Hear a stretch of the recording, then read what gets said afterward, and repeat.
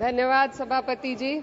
मैं सबसे पहले दाद देना चाहती हूँ इस बिल के टाइमिंग की कि अभी ईद की रौनक बुझी भी नहीं थी और हमारी जड़ों पर एक नया फरमान लाया गया।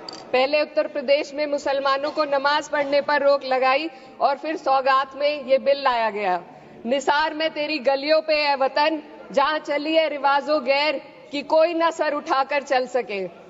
मैं सभापति जी आपको ये बताना चाहती हूँ कि ईद के मौके पर एक विधवा महिला अपनी लड़की के साथ मेरे पास आई और उसने बताया कि वह एक वक्फ की प्रॉपर्टी में रहती है, वही उसके सर पर छत का काम भी करती है और उसकी रोजी रोटी भी वहीं से आती है। वो इस बिल को लेकर इतनी फिक्रमंद थी कि कहीं उससे वो उसकी संपत्ति ना छीन ली जाए।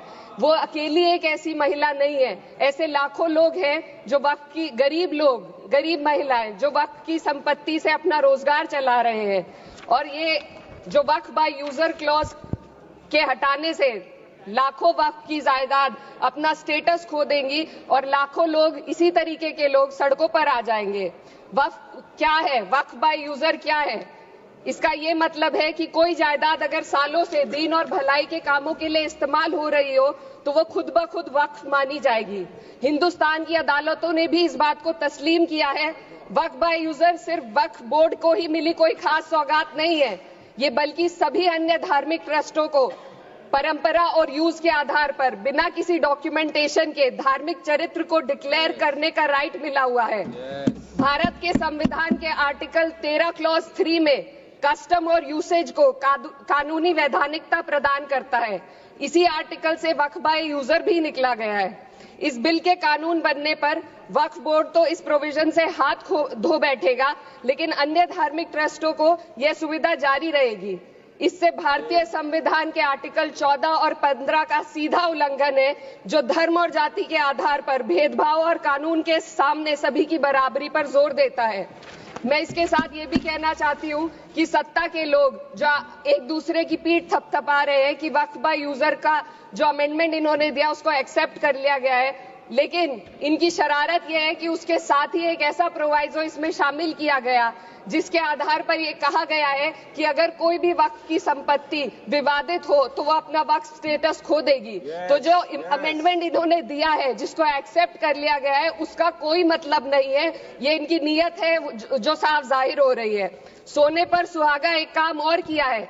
सरकार ने वक्फ की कानून के सेक्शन 107 को हटाकर लिमिटेशन एक्ट में 12 साल तक ही किसी के खिलाफ अदालत में जाने का प्रोविजन है।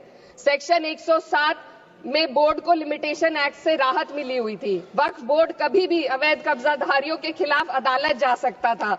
अगर ये सेक्शन ना हो तो अवैध कब्जा करने वाले लोग कानूनी प्रक्रिया का फायदा उठाकर वक्फ की प्रॉपर्टी को हड़प सकते हैं। अन्य धार्मिक ट्रस्टों पर भी ये लिमिटेशन एक्ट लागू नहीं होती, तो फिर वक्फ बोर्ड के साथ ये सौतेला रवैया क्यों किया जा रहा है? धर्म को देखकर दोहरी नीति क्यों अपनाई जा रही है? सेक्शन 107 और वक्फ बाय यूजर को अगर एक साथ पढ़ा जाए तो इससे लाखों वक्फ की प्रॉपर्टी पर कब्जा किया जाएगा। इसलिए ये बिल मुसलमान की भलाई का नहीं बल्कि उनके वजूद और विरासत को मिटाने का बिल है। हिंदुस्तान में बहुत सारे धार्मिक ट्रस्ट हैं जिसमें उस खास मजहब के लोग शामिल होते हैं और उसका इंतजाम करते हैं। और ये बात समझ में आने वाली भी है, क्योंकि जो व्यक्ति अपने मजहब के रीति रिवाज को जितना अच्छे से समझ सकता है, किसी अन्य मजहब का व्यक्ति नहीं समझ सकता। आर्टिकल 26 क्लॉज 2 के तहत धार्मिक संप्रदायों को अपने मजहबी इदारों के एडमिनिस्ट्रेशन का हक देता है, लेकिन वक्फ बोर्ड के बारे में इसको उल्टा किया जा। Sir 2 minute sir please 2 minutes. सरकार इसे एक सेक्युलर बॉडी मान रही है और इसमें गैर मुस्लिमों को शामिल करने की बात कह रही है।